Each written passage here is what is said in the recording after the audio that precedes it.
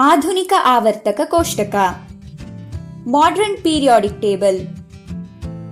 ಇದು ಆಧುನಿಕ ಆವರ್ತಕ ಕೋಷ್ಟಕವಾಗಿದೆ. Modern periodic table. ಇಲ್ಲಿಯವರೆಗೆ ಕಂಡುಹಿಡಿಯಲಾದ ಎಲ್ಲ 118 ಧಾತುಗಳು 118 ಎಲಿಮೆಂಟ್ಸ್ ಈ ಕೋಷ್ಟಕದಲ್ಲಿವೆ.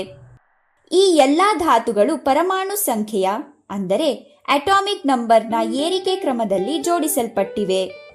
ಇವುಗಳಲ್ಲಿ ಕೇವಲ 98 ಧಾತುಗಳು ಮಾತ್ರ ಪ್ರಕೃತಿಯಲ್ಲಿ ಕಂಡುಬರುತ್ತವೆ. ಉಳಿದ ಧಾತುಗಳನ್ನು ಪ್ರಯೋಗಾಲಯದಲ್ಲಿ ವಿಜ್ಞಾನಿಗಳು ರಚಿಸಿದ್ದಾರೆ.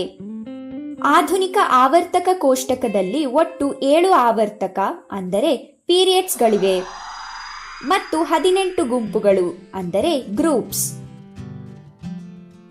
ಅಂಕುಡೊಂಕಾದ ರೇಖೆಯ ಒಂದು ಬದಿಯಲ್ಲಿ ಲೋಹಗಳಿವೆ, ಹಾಗೆಯೇ ಮತ್ತೊಂದೆಡೆ ಅಲೋಹ. ಮಧ್ಯದಲ್ಲಿರುವುದು ಉಪಲೋಹಗಳು ಅಂದರೆ ಮೆಟಲಾಯ್ಡ್ಸ್. ಉಪಲೋಹಗಳು ಲೋಹಗಳು ಮತ್ತು ಅಲೋಹಗಳ ಗುಣಗಳನ್ನು ಹೊಂದಿವೆ.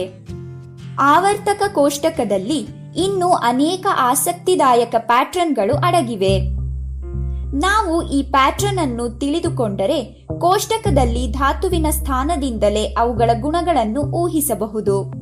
ಆದರೆ ಇದಕ್ಕಾಗಿ ಎಲೆಕ್ಟ್ರಾನಿಕ್ ವಿನ್ಯಾಸ ಅಂದರೆ ಎಲೆಕ್ಟ್ರಾನಿಕ್ ಕಾನ್ಫಿಗರೇಷನ್ ಅನ್ನು ತಿಳಿದುಕೊಳ್ಳಬೇಕು. ಪರಮಾಣುವಿನಲ್ಲಿ ನ್ಯೂಕ್ಲಿಯಸ್ ಅಥವಾ ಬೀಜ ಕೇಂದ್ರದ ಸುತ್ತಲೂ ಇರುವ ಎಲೆಕ್ಟ್ರಾನ್ಗಳ ಜೋಡಣೆ ಎಂದರ್ಥ.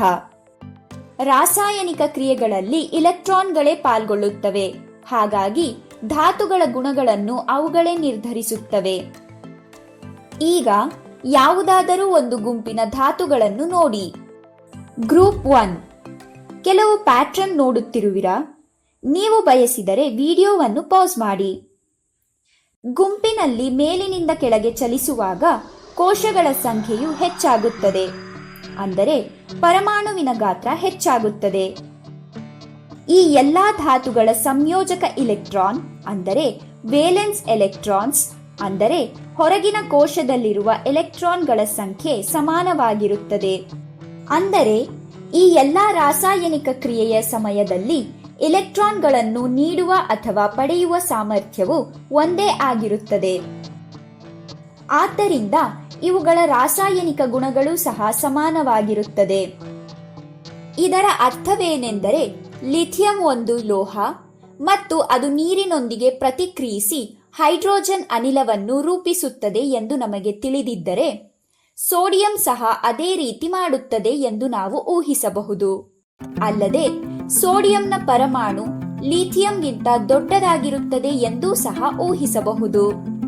ಗುಂಪು 1, 2 ಮತ್ತು 13ರಿಂದ 17ರವರೆಗಿನ ಅಂಶಗಳು ಮುಖ್ಯ ಗುಂಪಿನ ಧಾತುಗಳಾಗಿವೆ, ಅಂದರೆ ಮೇನ್ ಗ್ರೂಪ್ ಎಲಿಮೆಂಟ್ಸ್.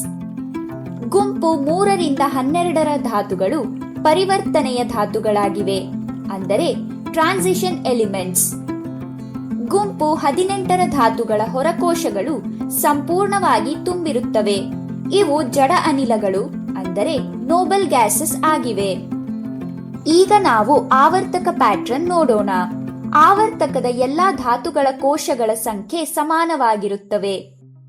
ನಾವು ಮುಂದಿನ ಆವರ್ತಕಕ್ಕೆ ಹೋದಾಗ ಒಂದು ಹೊಸ ಕೋಶ ತುಂಬಲು ಪ್ರಾರಂಭವಾಗುತ್ತದೆ. ನೋಡಿ, ಆವರ್ತಕ 1ರ ಎಲ್ಲಾ ಧಾತುಗಳಲ್ಲಿ ಒಂದು ಕೋಶ. ಆದ್ದರಿಂದ ಆವರ್ತಕ 7ರ ಎಲ್ಲಾ ಧಾತುಗಳು 7 ಕೋಶಗಳನ್ನು ಹೊಂದಿರುತ್ತವೆ. ತಾಮ್ರ ಅಂದರೆ ಕಾಪರ್ನ ಸ್ಥಾನ 4ನೇ ಆವರ್ತಕದಲ್ಲಿದೆ. ಹಾಗಾದರೆ ಅದು ಎಷ್ಟು ಕೋಶಗಳನ್ನು ಹೊಂದಿರುತ್ತದೆ? ಸರಿಯಾಗಿದೆ, 4. ಎಡದಿಂದ ಬಲಕ್ಕೆ ಚಲಿಸುವಾಗ ಪರಮಾಣು ಸಂಖ್ಯೆ ಹೆಚ್ಚಾಗುತ್ತದೆ ಮತ್ತು ಅದರೊಂದಿಗೆ ಸಂಯೋಜಕ ಇಲೆಕ್ಟ್ರಾನ್ಗಳ ಸಂಖ್ಯೆಯೂ ಸಹ ಹೆಚ್ಚಾಗುತ್ತದೆ. ಇದಕ್ಕಾಗಿಯೇ ಒಂದು ಆವರ್ತಕದಲ್ಲಿನ ಧಾತುಗಳ ಗುಣಗಳಲ್ಲಿ ಕ್ರಮಬದ್ಧತೆ ಗೋಚರಿಸುತ್ತದೆ. ಇವುಗಳಲ್ಲಿ ನೋಡಿ, ಲೋಹೀಯ ಗುಣಗಳು ಕಡಿಮೆಯಾಗುತ್ತಿವೆ ಮತ್ತು ಅಲೋಹಗಳ ಗುಣಗಳು ಹೆಚ್ಚಾಗುತ್ತಿವೆ. ಆವರ್ತಕ ಕೋಷ್ಟಕದ ಕೆಳಭಾಗದಲ್ಲಿ 2 ಸಾಲುಗಳಿವೆ. ಇದು 6ನೇ ಮತ್ತು 7ನೇ ಆವರ್ತಕದ ಭಾಗವೇ ಆಗಿದೆ. ಇವುಗಳನ್ನು ಲ್ಯಾಂಥನಾಯ್ಡ್ಗಳು ಮತ್ತು ಆಕ್ಟಿನಾಯ್ಡ್ಗಳು ಎಂದು ಕರೆಯಲಾಗುತ್ತದೆ.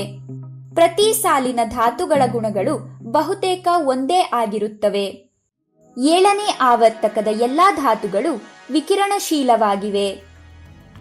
ನಿಮ್ಮ ಈ ದಿನದ ಕೆಲಸ: ಲೋಹಗಳು ಮತ್ತು ಅಲೋಹಗಳನ್ನು ಬೇರ್ಪಡಿಸಿದ ನಂತರವೂ ಆವರ್ತಕ ಕೋಷ್ಟಕದಲ್ಲಿ ಇನ್ನೂ ಅನೇಕ ಬಣ್ಣಗಳು ಗೋಚರಿಸುತ್ತಿವೆ.